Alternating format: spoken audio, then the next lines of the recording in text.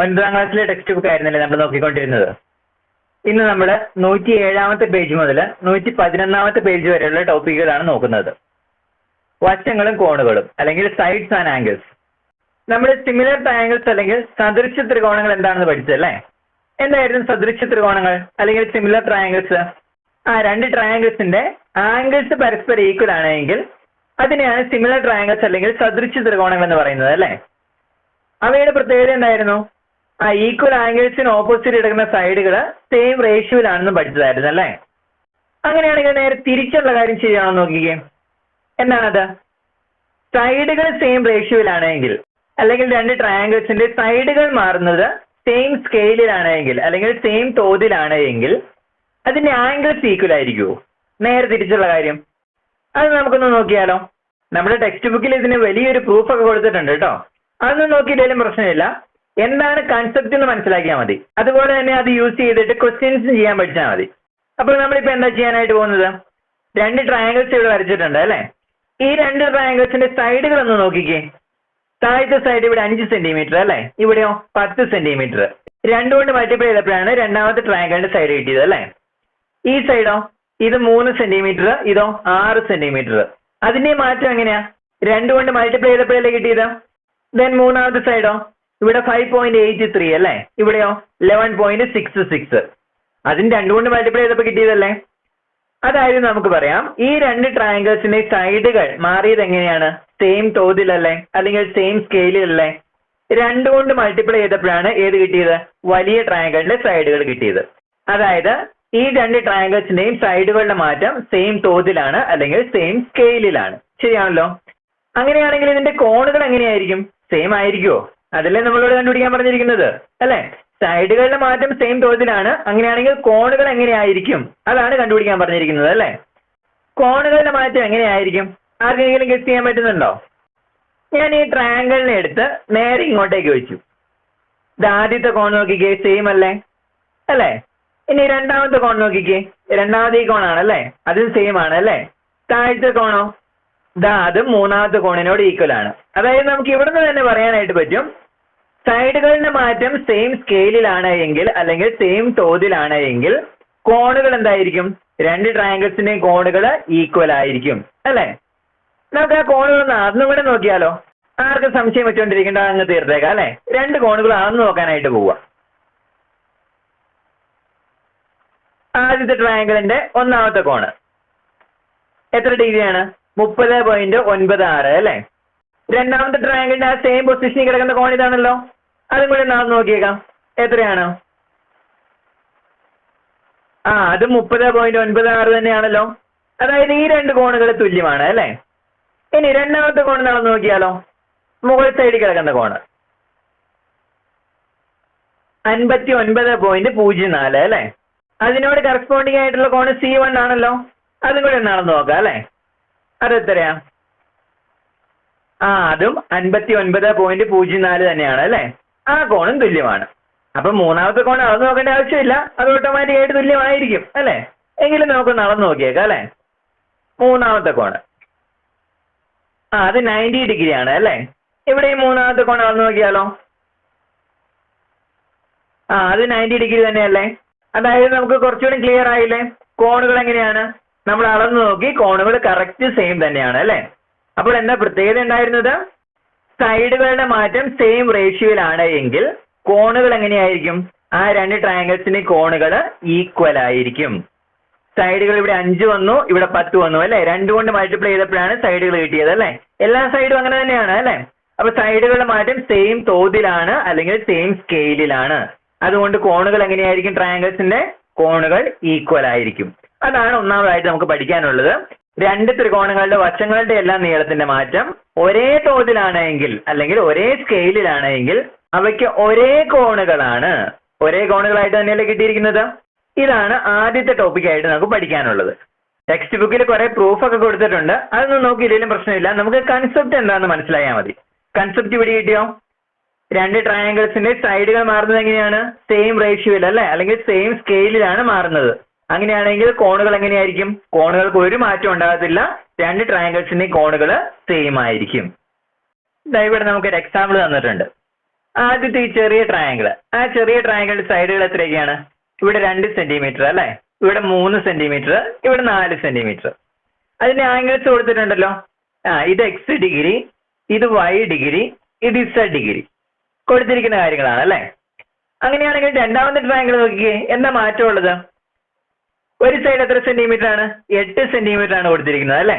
ഒരു side 6 centimetre, ഒരു side 4 centimetre.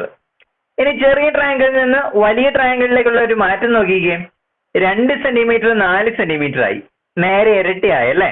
3 സെന്റിമീറ്ററോ 6 centimetre ആയി, അതായത് 2 കൊണ്ട് മൾട്ടിപ്ലൈ ചെയ്തു, ശരിയാണല്ലോ. 4 സെന്റിമീറ്ററിനെയും 2 കൊണ്ട് മൾട്ടിപ്ലൈ ചെയ്തപ്പോൾ 8 സെന്റിമീറ്റർ ആയി അല്ലെ. അപ്പോൾ ഇത് എങ്ങനെയാ മാറിയത്?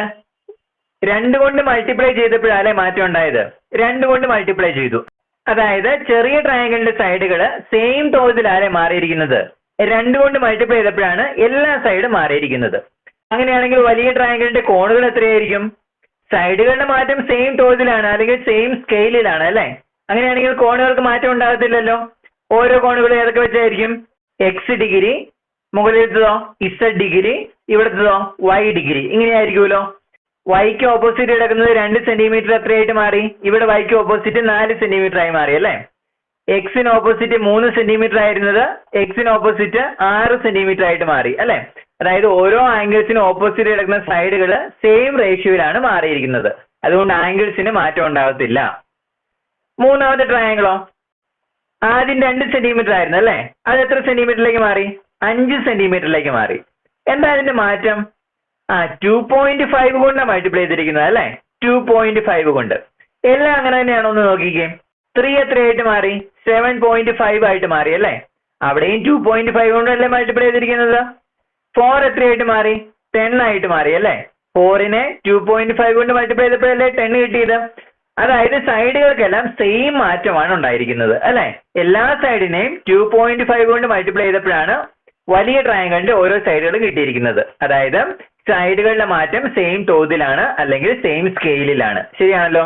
അങ്ങനെയാണെങ്കിൽ ആംഗിൾസ് ഏതായിരിക്കും? സെയിം ആംഗിൾസ് ആയിരിക്കണ്ടേ? എക്സ് ഡിഗ്രി അല്ലെ. അതായത് ഇത് എക്സ് ഡിഗ്രി ആയിരിക്കും, ഇത് വൈ ഡിഗ്രി, അതുകൊണ്ട് ഇതും വൈ ഡിഗ്രി ആയിരിക്കും. മുകളിലത്തേത് ഇത് ഇസഡ് ഡിഗ്രി ആയിരിക്കും അല്ലെ. 3 സെന്റിമീറ്ററിനെതിരെയാണ് എക്സ് ഡിഗ്രി, അതുകൊണ്ട് 7.5-നെതിരെയായിരിക്കണം എക്സ് ഡിഗ്രി. 2 സെന്റിമീറ്ററിനെതിരെയാണ് വൈ ഡിഗ്രി അല്ലെ, അതുകൊണ്ട് ഇവിടെ 5-നെതിരെയായിരിക്കണം വൈ ഡിഗ്രി. അങ്ങനെയാണ് നോക്കേണ്ടത് കേട്ടോ. അതായത് നമുക്ക് ഇവിടെ പഠിക്കാനുള്ള കാര്യം എന്താണ്? സൈഡുകളുടെ മാറ്റം ഒരേ തോതിലാണ് എങ്കിൽ അല്ലെങ്കിൽ ഒരേ സ്കെയിലിലാണ് എങ്കിൽ ആ ട്രയാങ്കിൾസിന്റെ ആംഗിൾസിന് യാതൊരുവിധ മാറ്റവും ഉണ്ടാകത്തില്ല, സെയിം ആംഗിൾസ് തന്നെയായിരിക്കും. അടുത്തത് നമ്മളിവിടെ ഒരു ചോദ്യം ചോദിച്ചിരിക്കുന്നത്, ഒരു ത്രികോണത്തിന്റെ അല്ലെങ്കിൽ ഒരു ട്രയാങ്കിളിന്റെ വശങ്ങളെല്ലാം ഒരേ തോതിൽ വലുതാകുകയോ ചെറുതാകുകയോ ചെയ്തിട്ടുണ്ടെങ്കിൽ ചുറ്റളവ് ഏത് തോതിലായിരിക്കും മാറുന്നത് എന്നാണ് ചോദിച്ചിരിക്കുന്നത്. അതായത് നമുക്കൊരു ട്രയാങ്കിൾ ഉണ്ട്, ആ ട്രയാങ്കിളിന്റെ സൈഡുകൾ സെയിം സ്കെയിലിലാണ് ചേഞ്ച് ചെയ്യുന്നത്. അങ്ങനെയാണെങ്കിൽ പെരിമീറ്ററിന് എന്താണ് സംഭവിക്കുന്നത് എന്നാണ് ചോദിച്ചിരിക്കുന്നത്. അപ്പൊ ഞാൻ ഉദാഹരണമായിട്ട് ഒരു ട്രയാങ്കിൾ എടുക്കാനായിട്ട് പോവാ. ഒരു ട്രയാങ്കിൾ എടുത്തു, അതിന്റെ സൈഡുകൾ A centimetre, B centimetre, C centimetre ആണെന്ന് കരുതുക. ഇനി അടുത്തത് ഒരു ട്രയാങ്കിൾ കൊണ്ട് എടുക്കണ്ടേ? സൈഡുകളുടെ അളവുകളെല്ലാം സെയിം സ്കെയിലിൽ മാറിയിരിക്കുന്ന മറ്റൊരു ട്രയാങ്കിളും കൊണ്ട് എടുക്കണം അല്ലെ. രണ്ടാമത്തെ ട്രയാങ്കിൾ എടുത്തു, ആ ട്രയാങ്കിളിന്റെ സൈഡുകളുടെ മാറ്റം എങ്ങനെയായിരിക്കും? സെയിം സ്കെയിലിൽ മാറുന്നു എന്ന് പറഞ്ഞിട്ടുണ്ടെങ്കിൽ ഒരു സംഖ്യ കൊണ്ട് മൾട്ടിപ്ലൈ ചെയ്യുക എന്നല്ലേ അർത്ഥം. അതായത് ഒരു സൈഡ് കെ കൊണ്ടാണ് ഞാൻ മൾട്ടിപ്ലൈ ചെയ്തിരിക്കുന്നത് എന്ന് വിചാരിക്കുക. അപ്പോൾ സൈഡ് എത്രയായിരിക്കും? കെ എ ആയിരിക്കൂലേ. ഇവിടെ ഏതായിരിക്കും? കെ ബി ആയിരിക്കൂലേ. ഇവിടെയോ കെ സി ആയിരിക്കുമല്ലേ. അതായത് എനെ കെ കൊണ്ട് മൾട്ടിപ്ലൈ ചെയ്തു, ബിനെ കെ കൊണ്ട് മൾട്ടിപ്ലൈ ചെയ്തു, സിനെ കെ കൊണ്ട് മൾട്ടിപ്ലൈ ചെയ്തു അല്ലെ. ആ ട്രയാങ്കിൾസിന് ഒരു പേര് കൊടുത്താലോ? A B C. ആദ്യത്തെ ട്രയാങ്കിൾ എ ബി സി, രണ്ടാമത്തെ ട്രയാങ്കിളോ P Q R. P Q R. ഇനി രണ്ട് ട്രയാങ്കിൾസിന്റെ പെരിമീറ്റർ അല്ലെങ്കിൽ ചുറ്റളവ് കണ്ടുപിടിക്കാനായിട്ട് പോവാം. ആദ്യത്തെ ട്രയാങ്കിളിന്റെ പെരിമീറ്റർ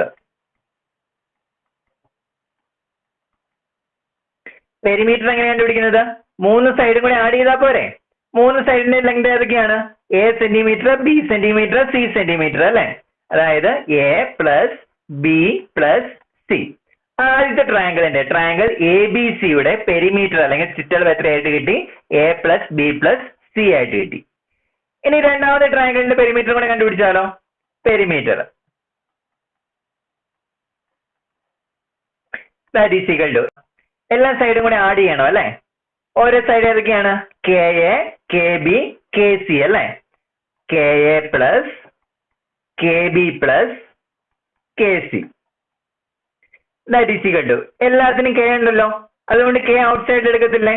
അപ്പോൾ K ഇൻറ്റു എത്ര കിട്ടും? A plus B plus C ആയിരിക്കും അല്ലെ? ഇതാണ് രണ്ടാമത്തെ ട്രയാങ്കിളിന്റെ പെരിമീറ്റർ. ആ പെരിമീറ്ററിന് എന്നാ മാറ്റം ഉണ്ടായത്? ആദ്യത്തെ പെരിമീറ്റർ എത്രയാണ്? A plus B plus C അല്ലെ? രണ്ടാമത്തെ പെരിമീറ്ററോ?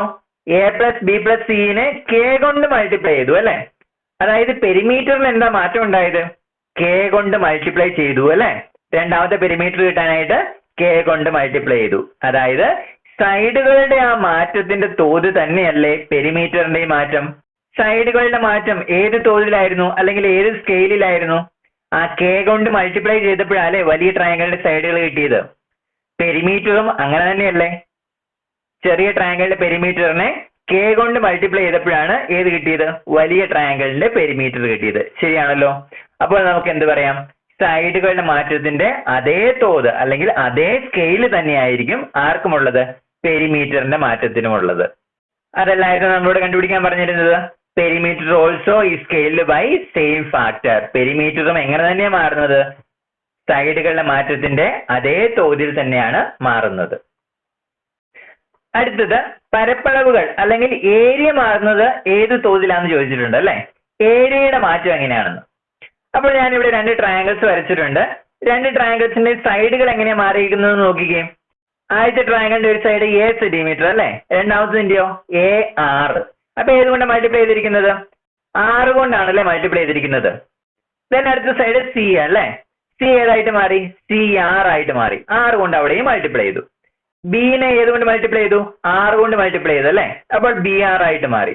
അതായത് ഇവിടെ ഏത് തോതിലാണ് മാറിയിരിക്കുന്നത്? സൈഡുകൾ 6 കൊണ്ട് മൾട്ടിപ്ലൈ ചെയ്യുന്ന രീതിയിലാണ് മാറിയിരിക്കുന്നത്. ശരിയാണല്ലോ?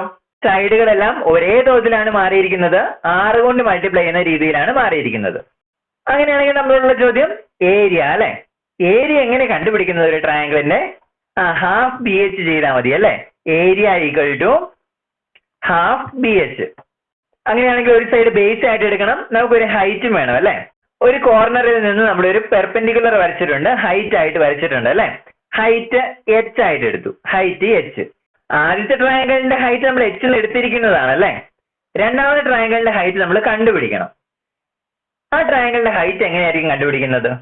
അതിനുവേണ്ടി ഞാൻ ആദ്യത്തെ ട്രയാങ്കിളിന്റെ കോണുകൾ ഞാൻ അടയാളപ്പെടുത്താനായിട്ട് പോവുക.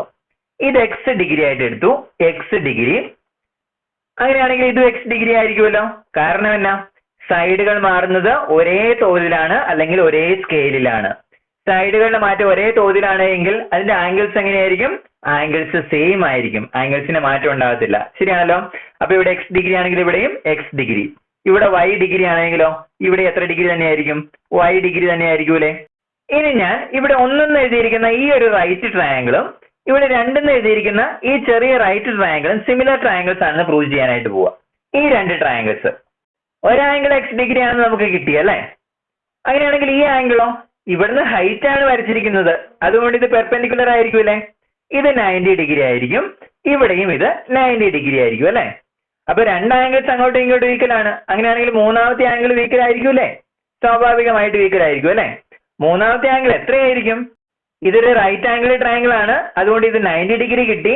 ദെൻ ഇത് രണ്ടും കൂടെ കൂട്ടുമ്പോൾ 90 ഡിഗ്രി കിട്ടും അല്ലെ? ഇത് ഓൾറെഡി X എന്ന് എടുത്തിട്ടുണ്ട്. അങ്ങനെയാണെങ്കിൽ മൂന്നാമത്തെ ആംഗിൾ എത്രയായിരിക്കും? 90 മൈനസ് X ആയിരിക്കും അല്ലെ? 90 മൈനസ് X. ഇതോ ഇതും 90 മൈനസ് X ആയിരിക്കും. അപ്പോൾ ഈ 1 എഴുതിയിരിക്കുന്ന ഈ ട്രയാങ്കിളും 2 എഴുതിയിരിക്കുന്ന ഈ ട്രയാങ്കിളും സിമിലർ ട്രയാങ്കിൾ ആണ്. ശരിയാണല്ലോ? സിമിലർ ട്രയാങ്കിൾസിന്റെ പ്രത്യേകത എന്താ? അല്ലെങ്കിൽ സദൃശ ത്രികോണങ്ങളുടെ പ്രത്യേകത എന്താ? തുല്യ ആംഗിൾസിന് ഓപ്പോസിറ്റ് കിടക്കുന്ന സൈഡുകൾ സെയിം റേഷ്യോയിലായിരിക്കും. ശരിയാണല്ലോ? അപ്പോൾ ഇവിടെ ആംഗിൾസിന് ഓപ്പോസിറ്റ് കിടക്കുന്ന സൈഡുകൾ നോക്കാം. ഇവിടെ 90 ഡിഗ്രിക്ക് ഓപ്പോസിറ്റ് കിടക്കുന്ന സൈഡ് B ആണ്. ഇവിടെ 90 ഡിഗ്രിക്ക് ഓപ്പോസിറ്റ് കിടക്കുന്നതോ BR ആണ് അല്ലെ? ഏതാ റേഷ്യോ വന്നിരിക്കുന്നത്? 6 കൊണ്ട് മൾട്ടിപ്ലൈ ചെയ്യുന്ന രീതിയിലല്ലേ വന്നിരിക്കുന്നത്. അപ്പോൾ ഈ ഒന്നാമത്തെ ട്രയാങ്കിളിന്റെയും രണ്ടാമത്തെ ട്രയാങ്കിളിന്റെയും എല്ലാ സൈഡും 6 കൊണ്ട് മൾട്ടിപ്ലൈ ചെയ്യുന്ന രീതി ആയിരിക്കണ്ടേ?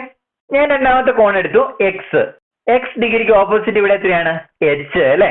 ഇവിടെ X ഡിഗ്രിക്ക് ഓപ്പോസിറ്റ് അപ്പൊ എത്രയായിരിക്കണം? എങ്ങനെയാ ചേഞ്ച് ചെയ്യുന്നതെന്ന് പറഞ്ഞേ? BR ആയി. 6 കൊണ്ട് മൾട്ടിപ്ലൈ ചെയ്യുന്ന രീതിയാണ് അല്ലെ? അപ്പോൾ എല്ലാ സൈഡും അങ്ങനെ ആയിരിക്കണം അല്ലെ? അപ്പൊ ഇവിടെ x ഡിഗ്രിക്ക് ഓപ്പോസിറ്റ് h ആണ്. ഇവിടെ അപ്പൊ x ഡിഗ്രിക്ക് ഓപ്പോസിറ്റ് എത്ര ആയിരിക്കണം? 6 കൊണ്ട് മൾട്ടിപ്ലൈ ചെയ്യണമല്ലോ h-നെ. അപ്പൊ എത്ര കിട്ടും? HR അല്ലെ. ഇവിടുത്തെ ഹൈറ്റ് എത്രയാണ്? HR ആയിട്ട് കിട്ടി.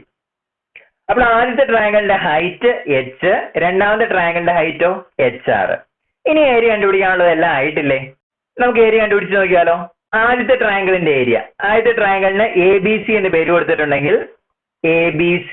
കൊടുത്തിട്ടുണ്ടെങ്കിൽ ഏരിയ ഓഫ് ട്രയാങ്കിൾ ABC.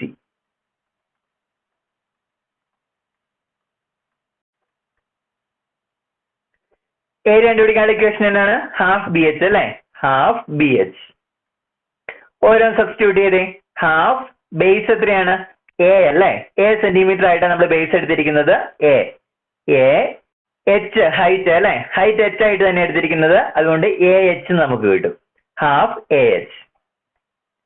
അടുത്ത രണ്ടാമത്തെ ട്രയാങ്കിൾ, വലിയ ട്രയാങ്കിളിന് PQR എന്ന് കൊടുക്കുക അല്ലെ. PQR. അങ്ങനെയാണെങ്കിൽ area of triangle PQR. Area കണ്ടുപിടിക്കാനുള്ള ഇക്വേഷൻ ഹാഫ് BH അല്ലെ. Half BH.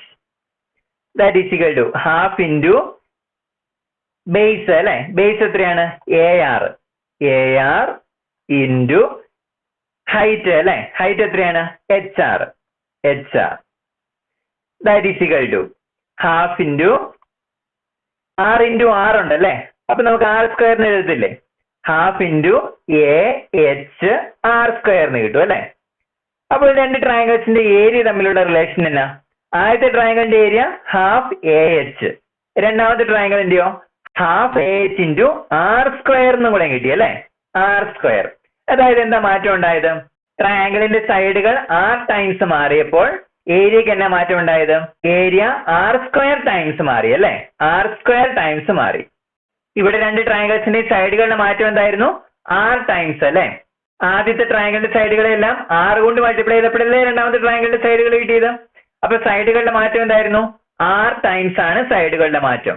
അപ്പോൾ നമുക്ക് ഏരിയയുടെ മാറ്റം എത്രയായിട്ട് കിട്ടിയത്? R² ടൈംസ് ആണ് ഏരിയ മാറിയത് അല്ലെ. ആദ്യത്തെ ട്രയാങ്കിളിന്റെ ഏരിയ ഹാഫ് AH ഉണ്ടായിരുന്നുള്ളൂ. രണ്ടാമത്തെ ട്രയാങ്കിളിന്റെ area half AH into R² കൂടെ വന്നു അല്ലെ. അപ്പോൾ ഏരിയയുടെ മാറ്റം എന്താണ്? R² ടൈംസ് മാറിയിരിക്കുന്നു. അതായത് നമുക്ക് എന്ത് പറയാം? ഏരിയ എങ്ങനെ ചേഞ്ച് ചെയ്യും? R² ടൈംസ് ചേഞ്ച് ചെയ്യും. Area changes R² times. അപ്പോൾ ഇത്രയുമാണ് ഈ ടോപ്പിക്കിൽ പഠിക്കാനുള്ളത്. 3 കാര്യങ്ങളാണ് നമ്മൾ പഠിച്ചത് അല്ലെ. എന്താണ്? രണ്ട് ട്രയാങ്കിൾസിന്റെ സൈഡുകൾ ഒരേ റേഷ്യോയിലാണ് മാറുന്നത് എങ്കിൽ അതിന്റെ ആംഗിൾസിന് മാറ്റം ഉണ്ടാകുമോ? ആംഗിൾസിന് മാറ്റം ഉണ്ടാകത്തില്ല. രണ്ടാമത് പഠിച്ചത് എന്താണ്? സൈഡുകൾ മാറുന്ന അതേ തോതിൽ തന്നെയാണ് അല്ലെങ്കിൽ അതേ സ്കെയിലിൽ തന്നെയാണ് എന്തും മാറുന്നത്? ചുറ്റളവ് അല്ലെങ്കിൽ പെരിമീറ്ററും മാറുന്നത് അല്ലെ. സൈഡുകളുടെ അതേ തോതിൽ തന്നെയാണ് ചുറ്റളവ് അല്ലെങ്കിൽ പെരിമീറ്ററും മാറുന്നത്. അടുത്തത് ലാസ്റ്റ് പഠിച്ചതോ? സൈഡുകൾ മാറുന്ന തോതിന്റെ അല്ലെങ്കിൽ സ്കെയിലിന്റെ സ്ക്വയർ ടൈംസ് ആണ് ആര് മാറുന്നത്? ഏരിയ മാറുന്നത്. ഇത്രയും കാര്യങ്ങളാണ് നമ്മൾ പഠിച്ചത്.